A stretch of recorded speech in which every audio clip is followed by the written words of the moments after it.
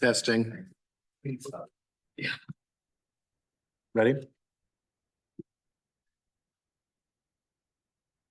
I call this meeting of the Legislative Audit Commission to order.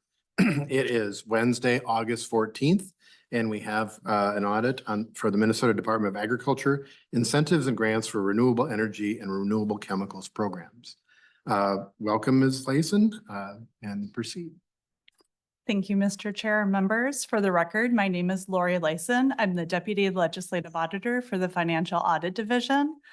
So today we're going to present our performance audit of the Department of Agriculture's Bioincentive Program and the Biofuels Infrastructure Grant Program. So two programs. The Bioincentive Program provides financial incentives to suppliers for the production of renewable energy and renewable chemicals, and the Biofuels Infrastructure Grant Program reimburses fuel stations for the purchase and installation of equipment to disperse biofuels. So the audit team conducted a very in-depth review of agriculture's oversight of these two programs, and they also examined and visited both the suppliers and grantees to confirm the existence and accuracy of what was being reported to the Department of Agriculture. So as you will hear, we have actually an overall positive conclusion for this audit, which is something that, we really enjoy presenting on. But you will see that we have two findings, and it's in the area of the grants program, which is actually a new program for agriculture. So at this time, I'm going to turn it over to Ms. Stone, who is the audit director who oversaw this program. Thank you. Welcome, Director. Proceed.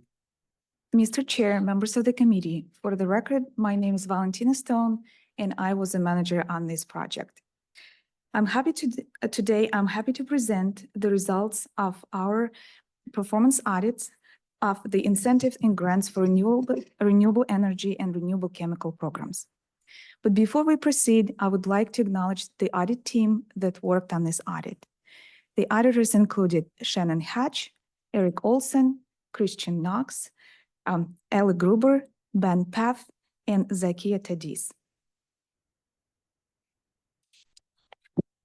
Minnesota Department of Agriculture oversees the Agricultural Growth Research and Innovation Program, and this program has a dozen of various programs that offers financial assistance for different purposes, including two which are Bioincentive Program and Biofuel Infrastructure Grant Programs.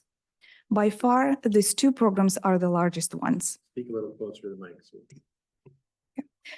Bioincentive Program offers incentive payments for the commercial scale production of renewable chemicals and renewable energy. And Biofuel Infrastructure Grant Programs offers competitive grants to fueling stations for the equipment and to dispense those biofuels. The objectives of our audit included two main points. First, we were to determine if MDA complied with significant legal requirements over these two programs. We also, another purpose of the program, our audit was to determine if the MDA had adequate internal controls to ensure that they properly administered those programs. We looked at the program's activity that occurred between July 1st, 2021 through January 31st of 2024. To participate in Bioincentive Program, producers must meet following requirements. First of all, the production facilities must be located in Minnesota.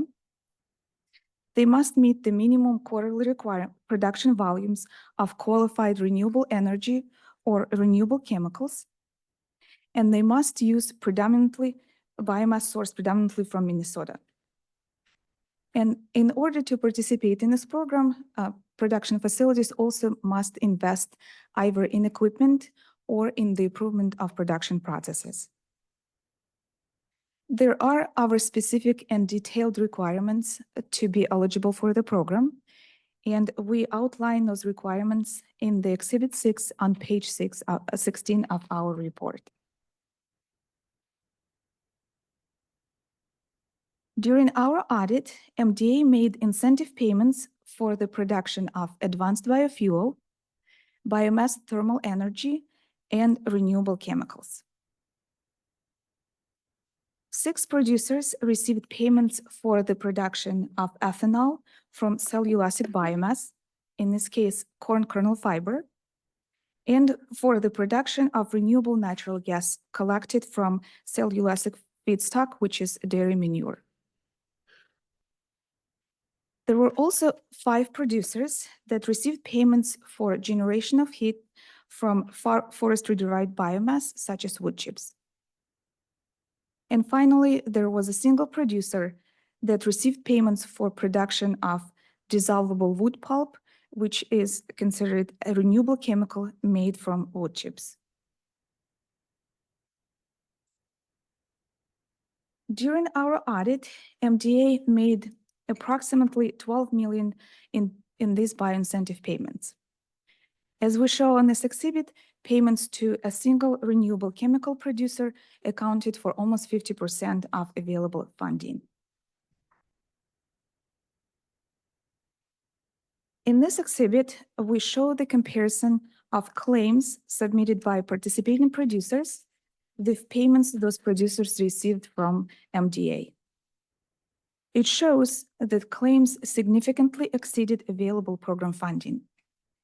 And typically, the program runs out of funds by 3rd or 4th quarter of any given fiscal year. I would like to note the data for fiscal year 24 is for the 1st quarter. So we conducted this audit and we concluded that MDA complied with program requirements, and MDA indeed had adequate internal controls. We had no written findings for this program. The second program that we looked at was Biofuels Infrastructure Grant Program. In order to participate in the program, applicants must be located in Minnesota. They must not have more than 10 retail fueling stations, and they also must be licensed and conduct business in the state.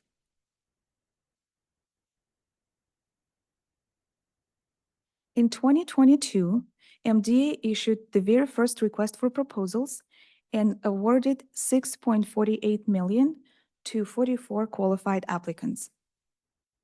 And as of January 2024, grantees completed 15 projects, and MDA paid a little over $2 million to those grantees. I would like to note that MDA does not make any advance payments for these grants, and in order to receive any payments, MDA requires grantees to submit detailed and itemized invoices.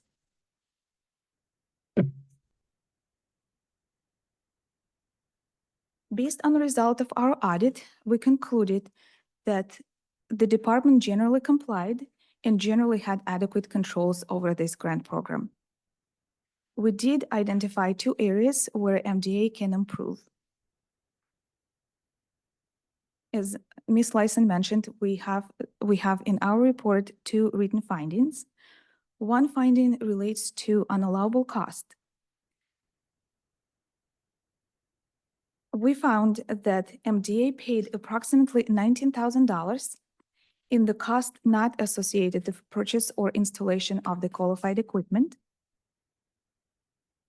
We also found that MDA paid approximately $357,000 for costs not included in grant budgets, and those were for payments to vendors different from those listed in the grant budgets, or for the amounts exceeding budget amounts for specific vendors. I also would like to note that these $358 were for eligible costs. They were associated with the installation of eligible and qualified equipment. We also found one instance where MDA paid approximately $13,000 to a grantee for the equipment ordered prior to the execution of the grant contract.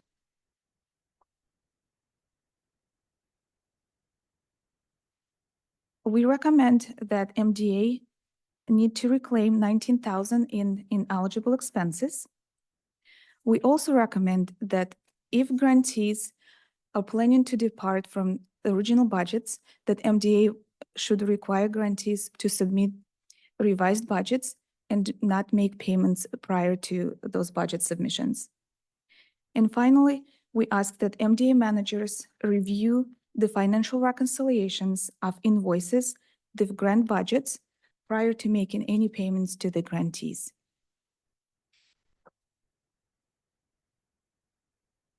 The second finding in our report relates to non-compliance with grant progress reports. So we found that MDA did not obtain all required progress reports.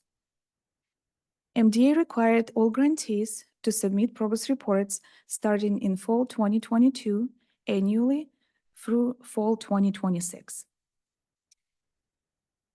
Even if grantees completed their projects in 2022, MDA still required those grantees to submit progress reports and outline their advertising plans and report the volumes of fuel sales. So we found that MDA did not obtain any reports from the grantees in fall 2022. And we found that 27 out of 44 of grantees did not submit reports in the fall 2023. We also observed that the submitted progress reports lacked necessary details on the project progresses. So we observed that the template that MDA provided to their grantees for progress reports did not only ask grantees if they completed the project, and grantees had an option to select either yes or no. So we decided to follow up with anybody who did not complete their projects, and we sent out them questionnaires. There were 29 grantees who did not complete their projects. And 2 of the grantees responded that they no longer planning to start those projects due to rising cost. So if MDA would have received proper progress reports, MDA would have discovered that these 2 grantees were no longer planning to start these projects. And potentially, MDA could have taken the money allocated to those grantees and given them to somebody else who planned to complete the projects.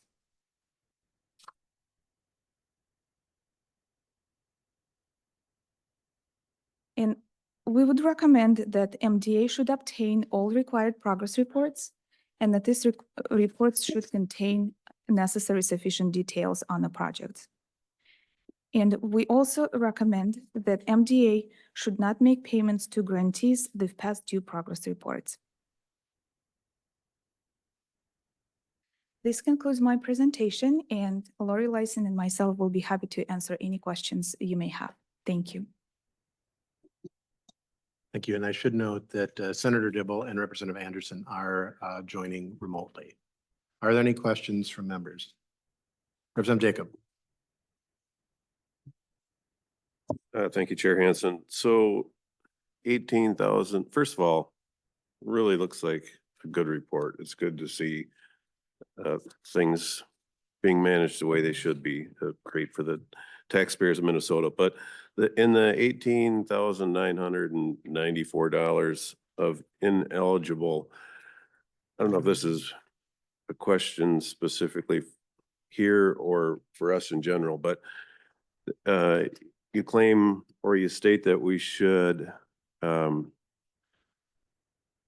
reclaim that 18,994. And I mean, we've seen literally millions of dollars of mismanaged money.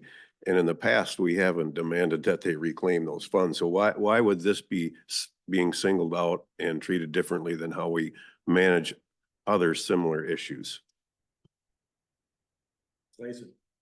Thank you, Mr. Chair and Representative Jacob.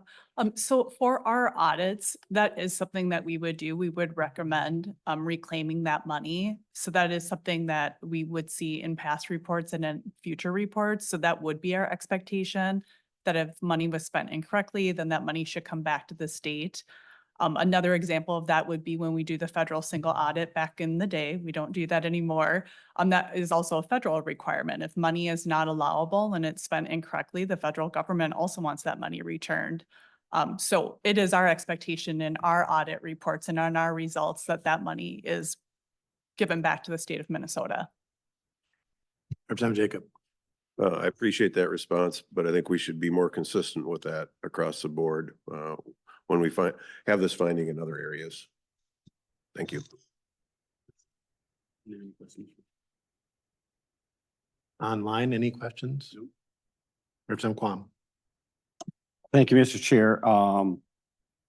To Representative Jacob, and the rest of the legislators that might be listening, it might be nice if we did some actual clarification in law and statute requiring, like the federal government does, the grabbing back of those funds that have been misspent. The other thing is, and this would be for all the reports again, it'd be nice, a lot of people that talk to me that watch or look at this on the slides, if there was a reference to the material is in pages 15 and through 16 on the reports, because we're a little bit more used to it, but a lot of the public are paying attention.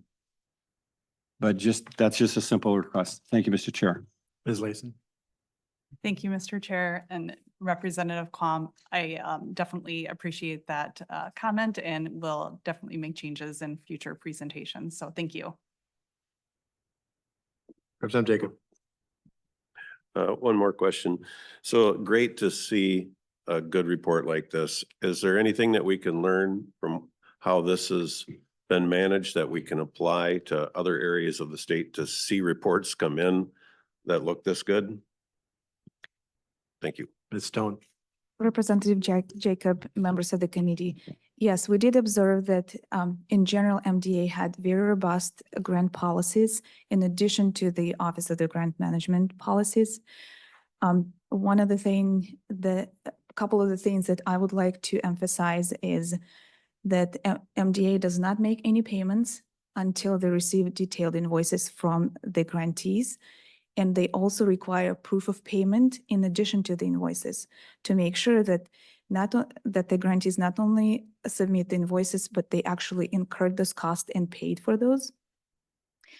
In addition, before making final payments, MDA also visits all the sites and make sure that the qualified equipment was installed.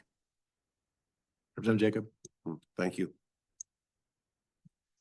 I had a question on the progress reports. So the 27 out of 44 grantees did not submit reports, and you mentioned the criteria of just a yes or no in there. Are the criteria for the grants statutory, or are they under a commissioner's authority? So I think this follows up on the question, do we need to have a statutory correction providing more I'd say accountability on lack of progress reports, or if people choose to no longer do the project? Is that a statutory correction or a commissioner's authority or rulemaking, or all of the above? Representative Hansen and members of the committee, there is a specific requirements in the OGM policy that specifically states that the grantees must submit progress reports. It is up to the agencies to determine the form of the progress reports and what should be included. But one of the requirements is that that the reports should contain sufficient details to determine the progress on those grants. And there is another requirement that those progress reports should be submitted annually. So it's already in the OGM policies. So we do not believe that there is a need for any statutory change. So we have passed in law the Office of Grants Management grant authority responsibilities, but it's up to each agency in terms of coming into compliance with that. So I think there's been a trend over the last 2 decades of moving towards self-attestation, in terms of even our driver's licenses, we attest that we have insurance. But when it comes to accounting, the self-attestation, without checking on it, makes more work for the auditor, for the agency, or it's going to be complaint driven in order to respond because they're attesting that they have done things properly. And is there an additional consequence or penalty if they've attested that they've done things properly and then you find out that they have not? Mr. Chair and members, currently the natural consequence would be if you're reimbursing for grant payments, you're not paying them, right? So if they're not adhering to it, they're self-attesting to something. I think that's why it's so critical for agencies to really think about the detailed information they get from grantees or other entities that for any claim that they're submitting, so that the agency themselves can show proof of what they spent that money on. And I also think site visits, although the OGM policy allows site visits to be done as, over the phone and not in person, I think there's something critical about having that detailed information in any reimbursement claim and to go on site. And I know that might not be always possible for every agency. There's a lot of grants out there, but whenever possible, even if it's on a sample basis, I think there just has to be a lot more information, more robust review of any type of grantee. Personally, I think that's what we're seeing over and over again, where self-attestation is just, it's not enough. And we've seen that in our audits. Senator Krantz. Thank you, Mr. Chair. And Ms. Stone, I think in the conversation, there were two projects that were abandoned for $250,000, I think collectively between the two. Was the failure, what would be the early indicator that that project, I assume the project report is that it's not moving forward? And if they were timely or we took proactive action, do we believe that we would have noticed or found that those projects have been terminated or abandoned? Thus, we could allocate those resources to others in need? Director Stone. Senator Curran and members of the committee, yes, we believe if the department would have obtained timely reports on those projects, most likely that grantee would have described that they no longer able to complete the projects. It would have helped, because just asking the question, have you completed the project or not, even if the report is submitted, it would not provide any indication whether or not they continue planning to proceed the project, if they started the project, because these grants are approximately 3 years in duration and they're still going on. Thank you. Seeing no other questions, let's go to the Department of Agriculture.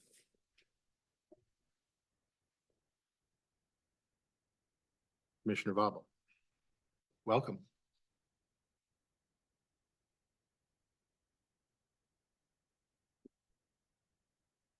Thank you so much. Good morning, Chair Hands and members of the committee. For the record, my name is Andrea Vobel and I serve as Deputy Commissioner at the Minnesota Department of Agriculture. Commissioner Peterson sends his apologies for not being here today. He had a pre-scheduled conflict, but I know he's spoken to Auditor Randall and a couple of the chairs here, and he's very grateful for the chance to comment today. So thank you so much for having us. I first want to thank Auditor Randall and her fantastic team. Throughout the process, they were constructive, respectful, and asked thoughtful questions. These are complicated and technically complex programs. We greatly value the role of the OLA, and it was important to us that we were responsive, cooperative, and helpful partners. We appreciate the recommendations in the report and take them very seriously. We generally agree with the findings and will promptly address the recommendations. We are confident in our procedures and welcome this audit as an opportunity for continuous improvement. We're very proud of the way we've implemented these programs. The OLA reviewed roughly $14.5 million in expenditures between the two programs. Of that amount, only $18,894 is recommended to be reclaimed. That's just over 0.1% of the reviewed expenditures. It's worth highlighting that we processed $12.1 million in bioincentive payments during the audit period, and there were no findings. This is a complex program, including 3 different categories, each with its own eligibility requirements and funding formula. There are only 2 findings related to the Biofuels Infrastructure Program, or BIP grants, even though this was a new program and the review period covered the first round of grants we awarded. The total amount of BIP payments that OLA recommends the MDA reclaim is less than, again, 1% of payments made during the audit performance period. As outlined in the letter included in the audit regarding finding 1, the MDA generally agrees with this finding and recommendations. We will continue to be vigilant about verifying the eligibility of each grantee payment request. We are proud of the fact that Ag Marketing and Development Division's AMDD standard process includes reconciling each payment request and having 2 staff members review payment requests more than $25,000, thus far exceeding the Office of Grants Management requirements. Our grants team will work with grantees who received reimbursement for ancillary project costs such as canopies and signage that are not directly associated with the purchase or installation of qualified equipment. If they do not have additional eligible costs that can be submitted, we will reclaim funds as recommended. We anticipate that all recommendations within this finding will be completed by March 31st, 2025. Regarding finding 2, the agency generally agrees with this finding as well. It is important to note that while the audit accurately notes that payments were made to grantees who did not submit annual progress reports, we conduct a financial reconciliation of every reimbursement request prior to issuing payments, and final payments are never made prior to a site visit to ensure that the project has been completed.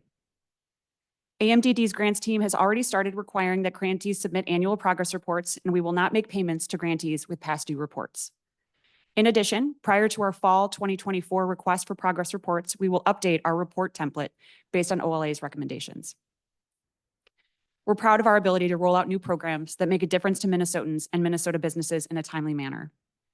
The performance period reviewed overlapped with a period of time when this grants team was also administering $8 million of time-sensitive drought relief payments. I'd also like to point out that our grants team consistently exceeds the Office of Grants Management requirements.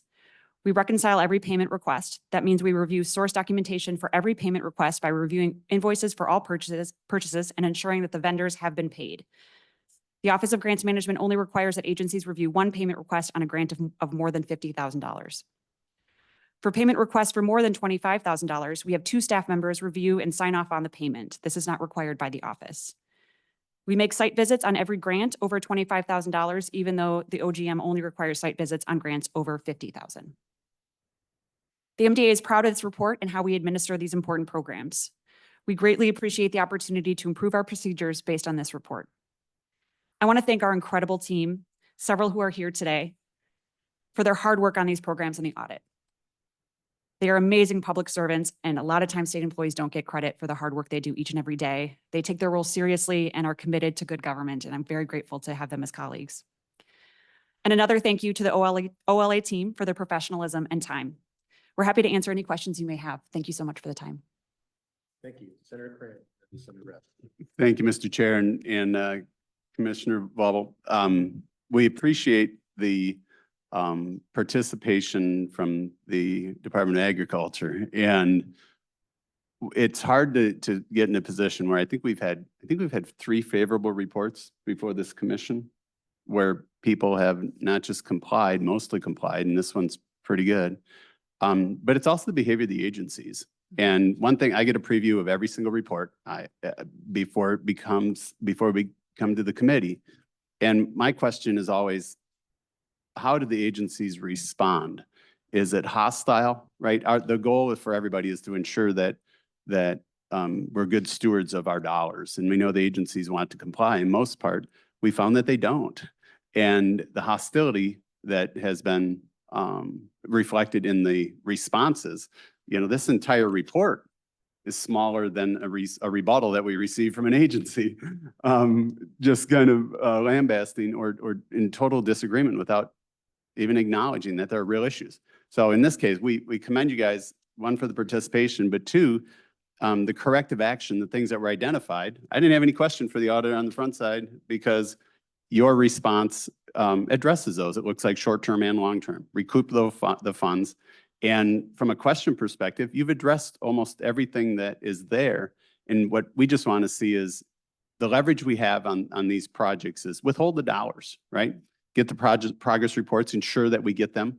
And the point I made, or the only question I had, was around the 2 projects that were abandoned, right? With proper reporting, we would have notified that and hopefully made $250,000 available to other projects in need. And so those are the things that we want. We want the monies to go to the people that are meet all the criteria And if that opportunity, because we missed it, just because we didn't get a report, that's the stuff we have to do. But your report shows, or your response shows that actions have already been put in place. And so we commend you guys and the staff and everybody for doing those things. It's what we expect. It's hard to believe that we've, now three of you for I think the last 2 years that have had favorable reports. And your willingness makes it goes a long ways. And you're taking the appropriate steps. So I commend you for it. And so thank you, you guys and the staff. We want to see it continue. Thank you. Commissioner Vogel? Chair Hansen, members of the committee, Senator Cran, thank you so much. To your point about the two projects, we do take our work very seriously, and that was not something we'd like to see, but the progress reports and the changes we're making now and into the future, I think will help with that. So thank you so much for your words. Senator Rest? Thank you, Mr. Chairman, and I concur in part with the comments just made by Senator Karan. But generally, if we have a positive report, the response from the agency is going to be positive as well. And one of the things it seems to me that we look for is either in a financial audit or in this instance, a performance audit, which is a little bit different. It's not a program evaluation audit, as you know, but it's when it happens again and the findings come back, not different findings, but the same findings. And that's when it begins to be, we begin to have more serious questions. And I don't know that these, it looks like these are two new findings. They're relatively minor ones, of course, but they are focused on internal controls. And in our last meeting, I inquired from MMB about their internal controls bulletin, which goes out to every agency. And I wonder if you and at least your management staff not only read those bulletins, but discuss them in any, meeting that you may be in together, and discuss whether or not there are items there that could be improved in your agency, or do you, or how do you handle them, or do you not discuss them at all? Commissioner Vogel? Chair Hansen, Senator Rest, thank you so much for the question. We do receive the internal controls bulletin. Our CFO handles that, and we actually, to sort of just be better and continuously improving, we did hire our first compliance coordinator who starts the end of this month. So I take a look at those. I discuss that with our CFO, and if there are any issues or concerns that we have, I identify that and bring that up to the commissioner if necessary. But it is something we value MMB's internal controls staff and the work that they do to make sure agencies are in compliance. So we do review those. Well, Mr. Chairman and Senator Rest. Commissioner, I do recommend them to you. I think they are very carefully done, and they might not, every bulletin may not apply to the types of activities specifically in your agency, but they do keep agencies from getting to the point that when they do a financial audit or a performance audit, they don't have findings about internal controls. Might be something else, but not on internal controls. And as the preamble to this report shows, internal controls are the hallmark of a well-managed organization. So thank you for that. And I do want to note that Senator Barr and Senator Zhang were online earlier. I didn't recognize them, but they did not have a question. I have 3 questions left: Representative Lee, then Representative Quam, then Representative Jacob. Thank you, Mr. Chair, and thank you, Commissioner. I have a question, or a 2-part question relating to finding number 2. Really appreciate the response. And so my question is just more, what is the process for helping these grantees come into compliance with the past due reports? And do you know if they're planning to or working to get into compliance? If not, are you planning to re-grant some of the awards that has been awarded to these grantees? Commissioner. Chair Hansen, Representative Lee, I am going to ask some of our staff to come up and just address this since they will be the ones directly working on it.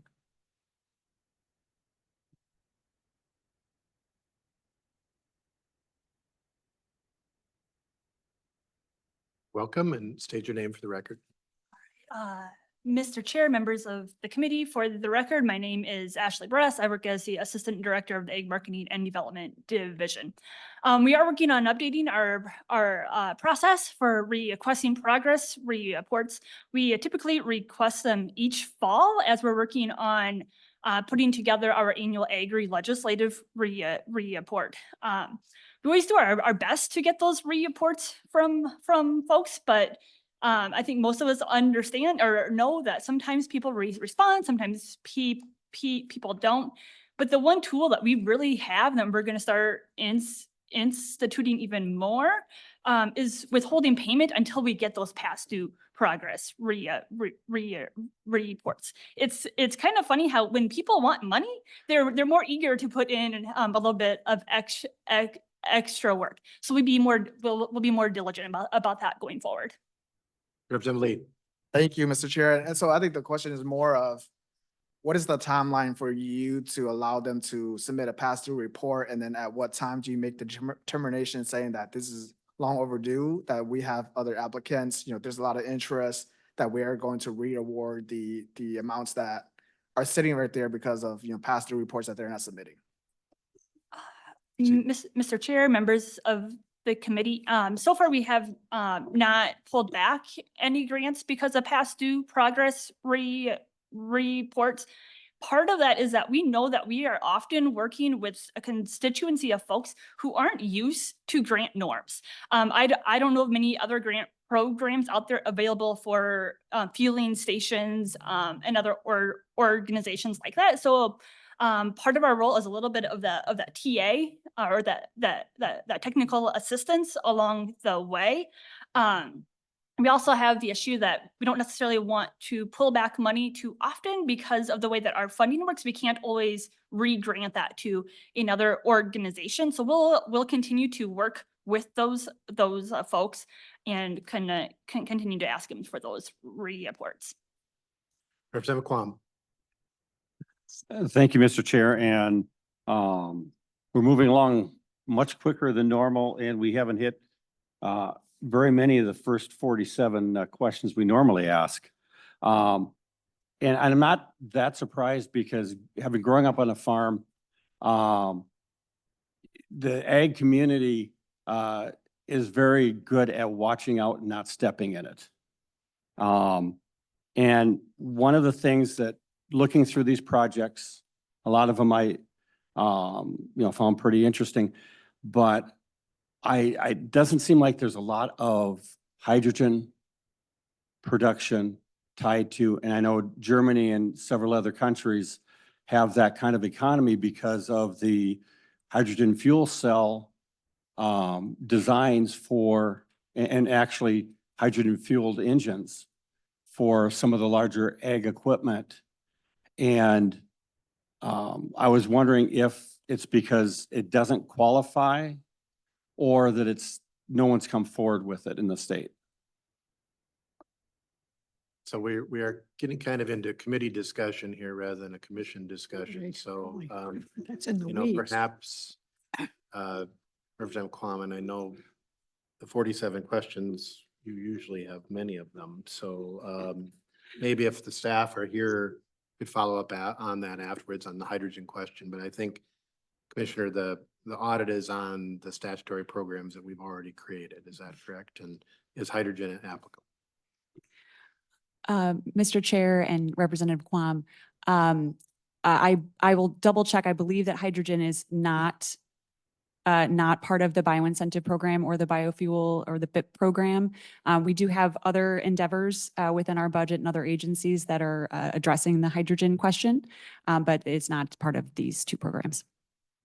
Representative Jacob. Thank you, Chair Hansen. So for me, sitting on the ag committee, of course, these are very familiar faces.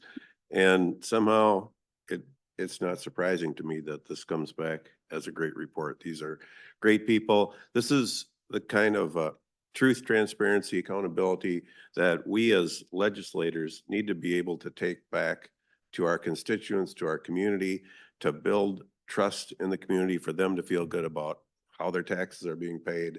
So I just want to commend this group in particular for really just a standout report. So thank you. It's a good audit. Mhm. Commissioner, any final comments? Thank you so much, Mr. Chair and members. I just thank you all so much for the thoughtful questions and for hearing our response. And I, again, just want to thank both the auditors team. They were wonderful to work with. And again, just a shout out to our amazing staff. Like I said, sometimes state employees don't get the credit they deserve. They're the hardest working people and the most passionate people I know. So just very grateful for them and grateful for the time today. Thank you. Auditor Randall, do you want to give us a roadmap for next couple months?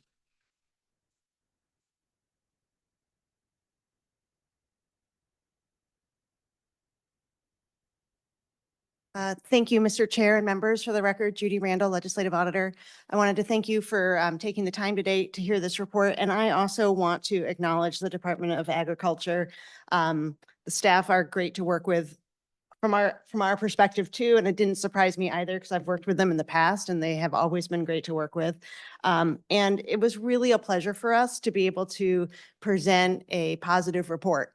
I think this is really an example of everybody having a shared goal of having things, having government work well.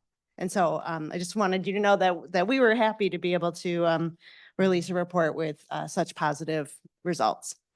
In terms of what's coming up, we're going to have a busy couple of months. We've been busy for quite a while, and we're getting ready to release several more performance audit reports to you all. I quickly just jotted down what's coming. Not necessarily in this order, but we will have performance audits on the Minnesota State Academies for the deaf and blind, the Office of the State Auditor, the lottery, one last one on Southwest Light Rail, and let's hope that's the last one. An IT audit related to SWIFT, which is the state's accounting system. We have a performance audit on ignition interlock, which was something that's actually been required in law for us to do. And then we have one looking at within DHS provider credits. It's a complicated, I'll just leave it there. But we'll have those reports coming out shortly. We also are working on a special review related to the Department of Natural Resources, related to timber harvesting on wildlife management areas, hoping to be able to have that available for you all this fall. And then, of course, we have all the program evaluation topics that you all approved in the spring, and the teams are busy working on those. And then also, I'll just say that from an office organization standpoint, we've also been busy. We had our peer review happen last month. That's every 3 years. Folks from other offices across the country come and look at our work and our work papers and see if we're meeting standards. And I'm happy to report that we passed with flying colors. Of course, I would expect nothing less, but I'm happy to be able to report that.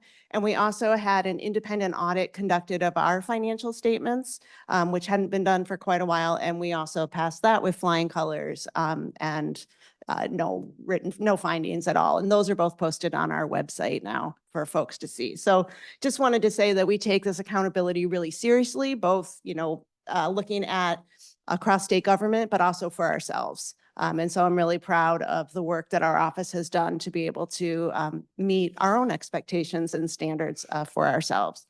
Also this fall, I'll be coming forward to talk with you about our proposed budget for the next 2 years, and also some possible language changes to our statute.